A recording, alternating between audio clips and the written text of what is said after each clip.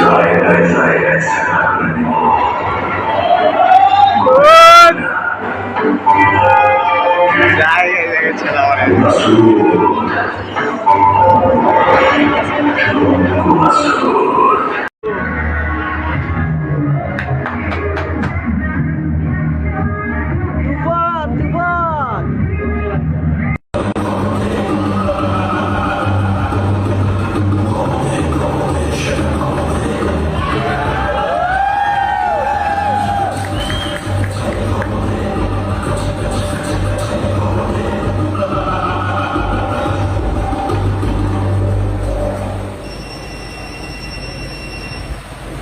Viral হলো রায়হান রাফি পরিচালিত তাণ্ডব মুভির ক্লিপ। তাই দেখা যাচ্ছে ইউটিউব, টিকটক এবং ফেসবুকে।